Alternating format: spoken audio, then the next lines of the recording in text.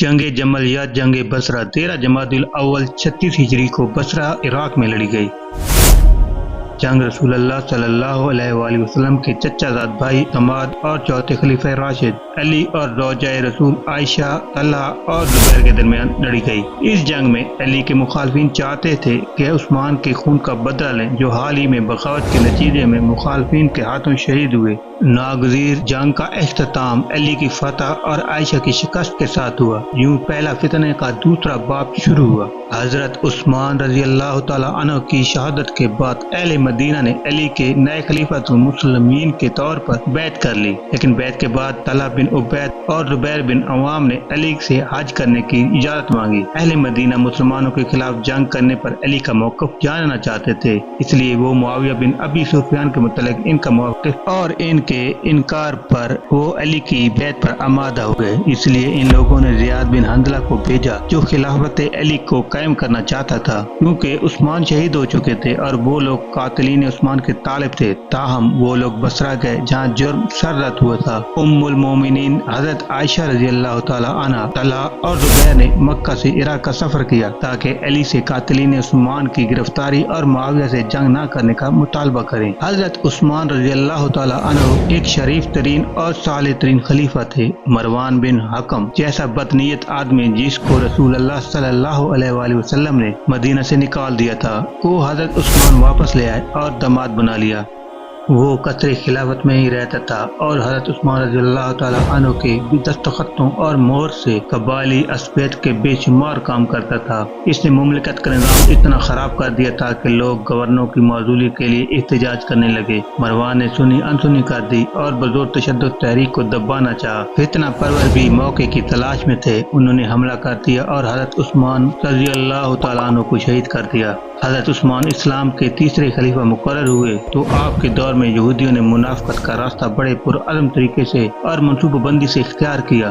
تبری کی روایت ہے کہ 35 ہجری کے برسوں میں ایک یمنی یہودی عبداللہ بن سبا نے جو ابن السودا کے نام سے مشہور تھا اسلام قبول کرنے کا اعلان کر دیا۔ اس کے ظاہری تقویٰ کا یہ عالم تھا کہ نماز فجر کے لیے مسجد میں داخل ہونے والا وہ پہلا شخص ہوتا اور عشاء کے بعد مسجد سے رخصت ہونے والا بھی وہ آخری شخص ہوتا۔ ہر وقت نوافل کی ادائیگی میں مصروف رہتا، اکثر روزہ رکھتا اور ورد و وظائف کا تو شمار ہی نہ تھا۔ جب اس نے دیکھا کہ علی نبی صلی اللہ علیہ وآلہ وسلم کے بہت قریبی رشتہ دار ہیں، اگر ان کے نام پر عثمان کے خلاف کام کیا جائے تو بڑا کامیاب ہوگا۔ آج میں عبداللہ بن سبا اپنا کام نہ کر سکا کیونکہ یہاں صحابہ کی کافی بڑی تعداد موجود تھی، اس لیے اس نے عراق کے علاقے کا انتخاب کیا کیونکہ یہ علاقہ مسلمانوں نے فتح کر لیا تھا، لیکن یہاں پر اب بھی وہاں کے لوگوں کے دلوں میں ایرانی بادشاہ کی محبت اور مسلمانوں کے خلاف نفرت تھی۔ وہاں جا کر عبداللہ بن سبا نے لوگوں سے کہنا شروع کر دیا کہ یہ کیا بات کہ نبی صلی اللہ علیہ وآلہ وسلم کے رشتہ دار یعنی علی تو یوں ہی بیٹھے رہیں اور ادھر ادھر کے لوگ یوں ہی خلیفہ بن جائیں۔ ابھی وقت ہے کہ عثمان کو ہٹا کر علی کو خلیفہ بنا دو، کیونکہ بصرہ علاقے میں صحابہ کی بہت ہی تھوڑی تعداد تھی جو نہ ہونے کے برابر تھی، اس لیے کوئی عبداللہ بن سبا کی باتوں کا جواب نہ دے سکتا۔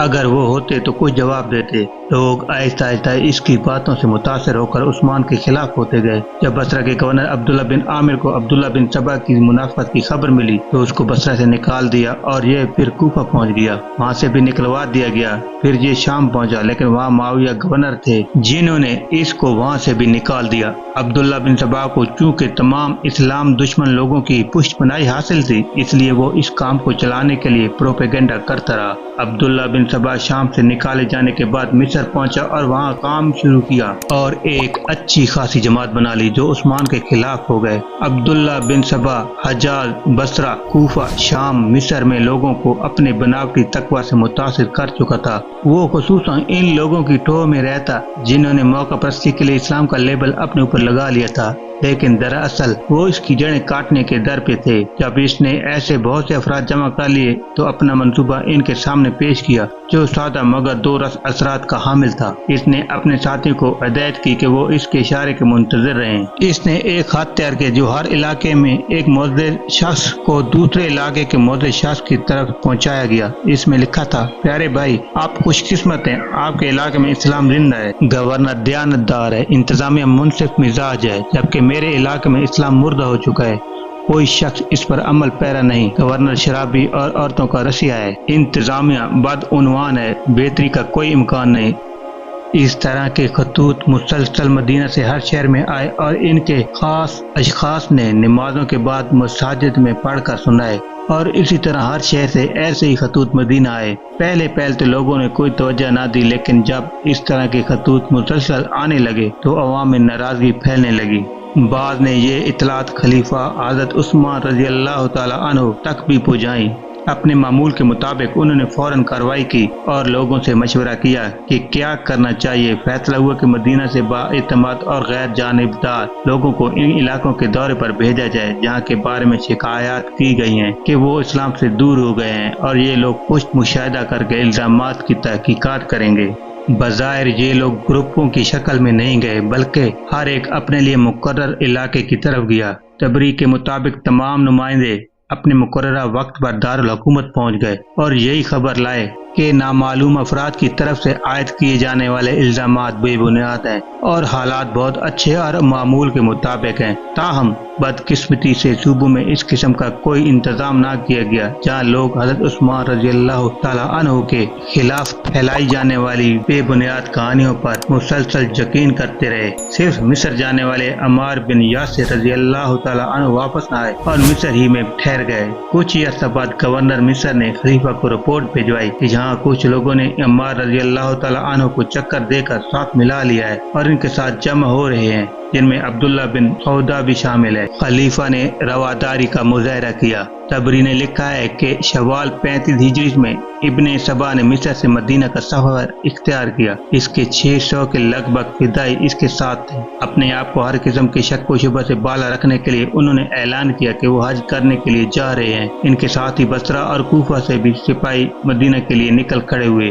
بلا شبہ یہ سب یہودی نسل نہیں تھے، ان میں بعض مخلص مسلمان بھی تھے جو اپنی سادگی کے باعث ان کے ہتھے چڑھ گئے تھے۔ سبائی پروپیگنڈا کام دکھا رہا تھا اور ان سب کا مطالبہ تھا کہ خلیفہ کو معزول کیا جائے جو تمام برائیوں کی جڑ ہے، لیکن ان میں یہ اتفاق رائے نہیں ہو رہا تھا کہ خلیفہ عثمان رضی اللہ تعالیٰ عنہ کو معزول کر کے کسے اس کی جگہ لایا جائے۔ مصریوں کا مطالبہ تھا کہ حضرت علی رضی اللہ تعالیٰ عنہ کو خلیفہ مقرر کیے جائے۔ بصرہ کے سبائی حضرت طلحہ رضی اللہ تعالیٰ عنہ کے حق میں تھے، جبکہ کوفی حضرت زبیر رضی اللہ تعالیٰ عنہ بن عوام کے حامی تھے۔ عامد المسلمین کی حمایت حاصل کرنے کے لیے زمین بڑی احتیاط سے ہموار کی گئی۔ جو خطوط مدینہ بھجوائے گئے ان پر حضرت علی رضی اللہ تعالیٰ عنہ کے دستخط کیے گئے، جن میں مصریوں سے کہا گیا تھا کہ وہ مدینہ آئے اور حضرت عثمان رضی اللہ تعالیٰ عنہ کو خلافت کی گدی سے اتارنے میں ان کی مدد کریں۔ دوسرے خطوط پر بھی بی بی عائشہ رضی اللہ تعالیٰ عنہ کے دستخط تھے، جن میں صوبوں کے لوگوں کو حضرت عثمان رضی اللہ تعالیٰ عنہ کے خلاف بغاوت پر اکسایا گیا تھا، جبکہ بعض خطوط پر حضرت طلحہ رضی اللہ تعالیٰ عنہ اور حضرت زبیر رضی اللہ تعالیٰ عنہ کے دستخط کیے گئے۔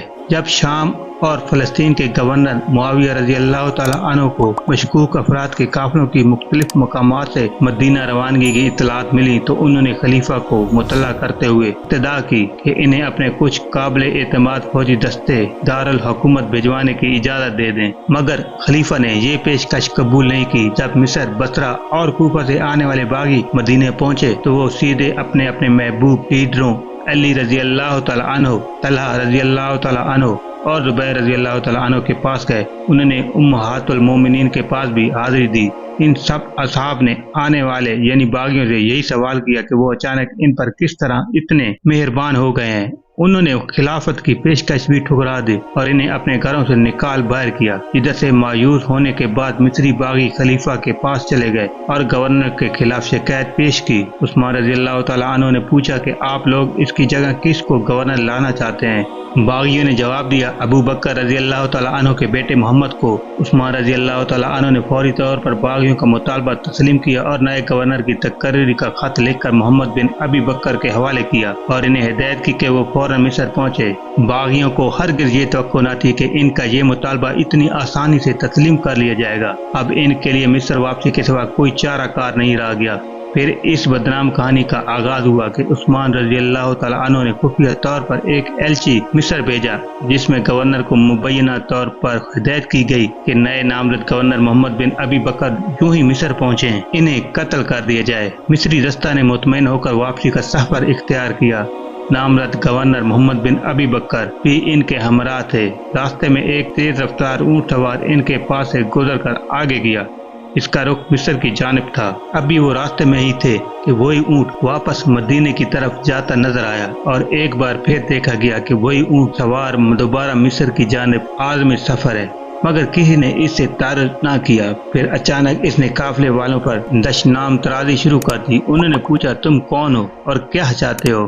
اس نے بڑے متکبرانہ انداز میں جواب دیا، میں خلیفہ کا قاصد ہوں اور گورنر مصر کے لیے ان کا خطوط لے کر جا رہا ہوں، اور خط بھی انہیں دکھا دیا۔ متجش ہو کر محمد بن ابی بکر نے وہ خط کھول لیا اور پڑھا، جس میں مبینہ طور پر گورنر مصر کو ہدایت کی گئی تھی کہ جو ہی نامزد گورنر محمد بن ابی بکر اپنا تقرر نامہ لے کر آپ کے پاس پہنچے، انہیں قتل کر دیا جائے اور ان کے ساتھیوں کو دیگر سزائیں دی جائیں۔ یہ خط بھی ابن سبا کی ایک اور جال سازی تھی۔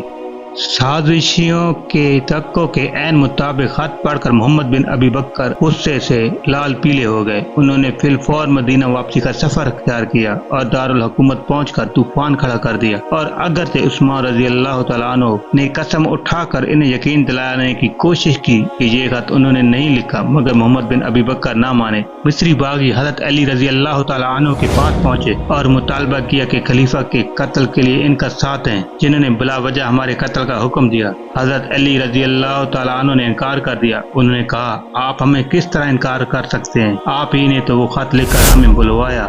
انہوں نے کہا، خدا کی قسم میں نے کبھی کوئی ایسا خط نہیں لکھا۔ باغی حیرت سے ایک دوسرے کو دیکھنے لگے۔ ایک دوسری روایت کے مطابق حضرت علی رضی اللہ تعالیٰ عنہ نے کہا، تم مصر کے راستے سے عثمان کے ایک جعلی خط کا بہانہ بنا کر واپس آ گئے ہو، مگر بصرہ اور کوفہ جانے والے دستے جو اپنے ملکوں کو روانہ ہو چکے تھے وہ بھی تمہارے ساتھ ہی مدینہ واپس پہنچ چکے ہیں۔ انہیں کیسے معلوم ہوا کہ تم لوگوں کے ساتھ کیا واقعہ پیش آیا؟ یقیناً یہ سازش کا شاخسانہ ہے۔ حج کا زمانہ قریب آ رہا تھا۔ خلیفہ نے مدینہ ریجن کے فوجی دستوں کو حج پر جانے کی اجازت دے دی اور مدینہ امن و امان قائم رکھنے والی فوج سے خالی ہو گیا۔ باغیوں نے خلیفہ کی رہائش گاہ کا محاصرہ کر لیا اور انہیں مسجد نبوی میں نمازیوں کی امامت سے روک دیا۔ غفیقی نامی ایک یمنی جو ابن سبا کا نائب تھا، خلیفہ کی جگہ نمازوں کی امامت شروع کر دی۔ اس کے بارے میں کہا جاتا ہے کہ ابن سبا کی طرح وہ بھی یہودی تھا، کیونکہ شہادت عثمان رضی اللہ تعالیٰ عنہ کے بعد اس نے اس قرآن کو پاؤں سے ٹھوکر ماری جسے شہادت کے وقت حضرت عثمان رضی اللہ تعالیٰ عنہ پڑھ رہے تھے، اور یہ الٹ کر خلیفہ کے گھٹنوں پر گر پڑا۔ باغیوں نے خلیفہ کی رہائش گاہ کا گیٹ جلا دیا تاہم وہ اندر نہ جا سکے۔ اس پر حملہ آور محمد بن ابی بکر کے ہمراہ پیچھے کی گلی سے ہو کر مکان کی عقبی دیوار پر چڑھ گئے اور اندر کود کر قرآن کی تلاوت کرتے ہوئے خلیفہ کو شہید کر ڈالا۔ ان کی اہلیہ شوہر کو بچانے کی کوشش میں شدید زخمی ہو گئیں۔ ان کے ہاتھ کی انگلیاں بھی کٹ گئیں۔ باغیوں نے گھر میں لوٹ مار بھی کی۔ حملے سے قبل محمد بن ابی بکر نے معمر خلیفہ کی داڑھی بھی پکڑ لی۔ جب خلیفہ نے انہیں شرم دلائی کہ اگر آپ کے والد ابو بکر رضی اللہ تعالیٰ عنہ یہاں ہوتے اور آپ کو اس حالت میں دیکھتے تو انہوں نے داڑھی چھوڑ دی اور واپس چلے گئے، تاہم دوسروں نے اپنا کام مکمل کر دیا۔ شہادت عثمان کے بعد باغی اب چاہتے تھے کہ اپنے جرم کا کوئی جواز پیدا کر لیں تاکہ انصاف کے کٹہرے میں کھڑا ہونے سے بچ سکیں۔ پہلے وہ علی رضی اللہ تعالیٰ عنہ کے پاس گئے اور انہیں خلافت کی پیشکش کی، مگر انہوں نے انہیں جھڑک کر واپس بھیج دیا۔ اس کے بعد وہ طلحہ رضی اللہ تعالیٰ عنہ اور زبیر رضی اللہ تعالیٰ عنہ کے پاس گئے، بھی انہیں منہ نہ لگایا۔ پھر درست ہے کہ خلیفہ کی ضرورت ہے، مگر اس کے لیے لوگوں کی رائے لینا ضروری ہے، اس لیے میں کل نماز فجر کے بعد لوگوں سے اس بارے میں پوچھوں گا۔ اگلے روز نماز کے بعد علی رضی اللہ تعالیٰ عنہ نے ممبر پر کھڑے ہو کر اور بے گناہ خلیفہ کے بےایمانہ قتل پر دلی دکھ اور صدمے کا اظہار کرنے کے بعد کہا کہ آپ کسی کو خلیفہ منتخب کر لیں۔ جنہوں نے کہا، صرف آپ ہی اس کے مستحق ہیں کیونکہ آپ سب سے اچھے مسلمان ہیں۔ یہ بھی تو ہو سکتا ہے کہ یہ کہنے والے سچے مسلمان ہی ہوں۔ تاہم اس موقع پر کوئی اور نام سامنے نہ آیا اور لوگوں نے حضرت علی رضی اللہ تعالیٰ عنہ کی بیعت کرنا شروع کر دی۔ باغیوں نے دیکھا کہ بعض ممتاز اصحاب رضی اللہ تعالیٰ عنہ اس موقع پر خاموش رہے اور انہوں نے کسی قسم کی سرگرمی کا مظاہرہ نہیں کیا۔ ان میں زید رضی اللہ تعالی عنہ بن ثابت، ابن عمر رضی اللہ تعالی عنہ، طلحہ رضی اللہ تعالی عنہ، زبیر رضی اللہ تعالی عنہ، اسامہ رضی اللہ تعالی عنہ اور صہیب رضی اللہ تعالی عنہ شامل تھے۔ باغیوں کو سب سے زیادہ خدشہ طلحہ رضی اللہ تعالی عنہ اور زبیر رضی اللہ تعالی عنہ سے تھا، اس لیے وہ ان دونوں کو بانوک شمشیر مسجد میں لائے اور دھمکی دی کہ اگر انہوں نے علی رضی اللہ تعالی عنہ کی بیعت نہ کی تو وہ انہیں قتل کر دیں گے۔ عام لوگوں کو توقع تھی کہ علی رضی اللہ تعالی عنہ خلافت کا آغاز ہی قاتلین عثمان رضی اللہ تعالی عنہ کی گرفتاری سے کریں گے، مگر مدینے کا کنٹرول عملی طور پر باغیوں کے ہاتھ میں تھا اور علی رضی اللہ تعالی عنہ باغیوں کی مرضی کے بغیر کچھ بھی کرنے کے قابل نہ تھے۔ اب ایک اور خط پورے عالم اسلام میں پھیلایا گیا جس میں کہا گیا کہ علی رضی اللہ تعالی عنہ نے خلیفہ بننے کے لیے عثمان رضی اللہ تعالی عنہ کو قتل کرایا ہے، اور یہی وجہ ہے کہ قاتلین عثمان رضی اللہ تعالی عنہ سے کوئی تعارض نہیں کیا گیا۔ آہستہ آہستہ لوگوں کو اس الزام پر یقین آنے لگا۔ یہ فطری بات تھی کہ حضرت عثمان رضی اللہ تعالی عنہ کی اہلیہ اور بچوں ہر شخص سے زیادہ دلچسپی تھی کہ قاتلین عثمان رضی اللہ تعالی عنہ کے خلاف نظام انصاف کو حرکت میں لایا جائے۔ اس لیے شاید مدینہ سے مایوس ہو کر آپ کی اہلیہ نے اپنی کٹی ہوئی انگلیوں اور عثمان رضی اللہ تعالی عنہ کا خون آلود کرتا جو بوقت شہادت زیب تن کیے ہوئے تھے معاویہ رضی اللہ تعالی عنہ کو شام بھجوا دیا، جو عثمان رضی اللہ تعالی عنہ کے قریبی رشتہ دار تھے، اور ان پر زور دیا کہ قتل عثمان رضی اللہ تعالی عنہ کا انتقام لیا جائے۔ غالباً سبائیوں نے بھی شام سے خطوط علی رضی اللہ تعالی عنہ کو بھجوائے جن میں انہیں بھڑکایا گیا کہ معاویہ رضی اللہ تعالی عنہ اپنی خلافت کی منصوبہ بندی کر رہے ہیں اور راہ اسلام سے بھی ہٹ گئے ہیں۔ اس قسم کے خطوط جب ایک تسلسل اور منصوبہ بندی کے ساتھ آئیں تو اپنا اثر ضرور دکھاتے ہیں۔ اس موقع پر اپنے مخلص دوستوں کے مشوروں کو نظر انداز کر کے علی رضی اللہ تعالی عنہ نے ایک سیاسی غلطی کا ارتکاب کیا۔ انہوں نے معاویہ رضی اللہ تعالی عنہ سمیت صوبائی گورنروں کو شہادت عثمان رضی اللہ تعالی عنہ کے سانحے کی اطلاع دیتے ہوئے بتایا کہ وہ خلافت کا منصب سنبھال چکے ہیں۔ اب وہ نہ صرف خود نئے خلیفہ کی بیعت کریں بلکہ اپنے اپنے صوبوں میں بھی خلیفہ کے لیے بیعت لیں۔ انہوں نے معاویہ رضی اللہ تعالی عنہ کے نام خط میں انہیں گورنر کے منصب سے معزول کرتے ہوئے ہدایت کی کہ وہ چارج نئے گورنر کے حوالے کر دیں۔ سب بھائیوں نے اس صورتحال کا فائدہ اٹھاتے ہوئے معاویہ رضی اللہ تعالی عنہ کو علی رضی اللہ تعالی عنہ کے خلاف بھڑکانے کی کوشش کی، لیکن وہ آسانی سے ان کے چکر میں آنے والے نہ تھے۔ انہوں نے علی رضی اللہ تعالیٰ عنہ کے خط کا جواب نہایت نرمی سے دیا اور کہا جب قاتلین عثمان رضی اللہ تعالیٰ عنہ کو گرفتار کر کے سزا دے دی جائے گی وہ بیعت کر لیں گے۔ اسی اثنا میں سبائیوں کی طرف سے عائشہ رضی اللہ تعالیٰ عنہ، حفصہ رضی اللہ تعالیٰ عنہ اور دوسری ازواج مطہرات کو خط بھجوائے گئے جن میں الزام لگایا گیا کہ علی رضی اللہ تعالیٰ عنہ قاتلین عثمان رضی اللہ تعالیٰ عنہ کو سزا دینے سے انکاری ہیں، اور امہات المومنین ہونے کے حیثیت سے آپ کا یہ حق اور فرض ہے کہ آپ اپنے بچے عثمان رضی اللہ تعالیٰ عنہ کے قاتلوں کے سروں کا مطالبہ کریں۔ بصرہ سے آنے والے خطوط میں یہ پیشکش بھی کی گئی کہ اگر امہات المومنین بصرہ آئیں تو وہ انہیں ہر ممکن مدد کے لیے حاضر پائیں گی۔ کچھ عرصہ بعد طلحہ رضی اللہ تعالیٰ عنہ اور زبیر رضی اللہ تعالیٰ عنہ مکہ جانے کے لیے مدینہ سے روانہ ہو گئے۔ ان کی منزل بصرہ تھی۔ مورخوں کا کہنا ہے کہ ان کی روانگی سے علی رضی اللہ تعالیٰ عنہ کو خطرہ لاحق ہوا کہ اگر انہوں نے بصرہ کے خزانے پر قبضہ کر لیا اور وہاں کی فوج ان سے مل گئی تو وہ حکومت کے لیے خطرہ بن جائیں گے، اس لیے انہوں نے بھی عراق جانے کا قصد کر لیا۔ ادھر ام المومنین حفصہ رضی اللہ تعالیٰ عنہ اور ان کے بھائی ابن عمر رضی اللہ تعالیٰ عنہ مسلسل زور دے رہے تھے کہ وہ سیاست میں سرگرم حصہ لیں۔ اسی اثنا میں عائشہ رضی اللہ تعالیٰ عنہ بھی اپنے کچھ قریبی عزیزوں کے ہمراہ عراق تشریف لے گئیں۔ ادھر ام المومنین حفصہ رضی اللہ تعالیٰ عنہ اور ان کے بھائی ابن عمر رضی اللہ تعالیٰ عنہ مسلسل زور دے رہے تھے کہ وہ سیاست میں سرگرم حصہ لیں۔ اسی اثنا میں عائشہ رضی اللہ تعالیٰ عنہ بھی اپنے کچھ قریبی عزیزوں کے ہمراہ عراق تشریف لے گئیں۔ بصرہ کے نزدیک ام المومنین رضی اللہ تعالیٰ عنہ کے گرد جمع ہو جانے والوں اور علی رضی اللہ تعالیٰ عنہ کی فوج میں تصادم کا خطرہ پیدا ہو گیا۔ سبائیوں کی خطوط مہم سے بہت سی غلط فہمیاں جنم لے چکی تھیں۔ بعض مخلص اور غیر جانبدار مسلمان نے مصالحت کی کوششیں شروع کر دیں اور جلد ہی یہ کوشش باثر ثابت साबित हुई। हकीकत ये थी कि ना तो हज़रत अली रजी अल्लाह ताला अन्हु कातिलीन उस्मान रजी अल्लाह ताला अन्हु को सजा देने के खिलाफ थे और ना आयशा रजी अल्लाह ताला अन्हा, तलहा रजी अल्लाह ताला अन्हु और जुबैर रजी अल्लाह ताला अन्हु के कोई जाती अज़ाम थे। अमन मुआहदा हो गया और दोनों तरफ के लोग पहली बार सुकून की नींद सो गए। बज़ाहिर इब्न सबा के खेल की बसात उलट चुकी थी, मगर वो हौसला हारने वालों में से नहीं था। रात के आखिरी पैर इसके कुछ आदमी आयशा रजी अल्लाह ताला अन्हा के कैब में दाखिल हो गए और अली रजी अल्लाह ताला अन्हु की फौज पर हमला कर दिया। कुदरती तौर पर अली रजी अल्लाह ताला अन्हु के कैब में यही समझा गया कि आयशा रजी अल्लाह ताला अन्हा ने मुआहदे की खिलाफ वर्जी की है और धोखा से हमला कर दिया है। ताहम जल्दी इनके फौजियों ने सूरत हाल पर काबू पा लिया। इधर आयशा रजी अल्लाह ताला अन्हा के कैंप को गुमान हुआ कि अली रजी अल्लाह ताला अन्हु की तरफ से खिलाफ वर्जी की गई है। इस सारी सूरत हाल में आयशा रजी अल्लाह ताला अन्हा ने निहायत जरूरतमंदी से सूरत हाल का मुकाबला किया और आखिर तक अपनी ऊँटनी पर सवार रही। जमल का मतलब ऊँट है और इसीलिए इस जंग को जंगे जमल कहते हैं।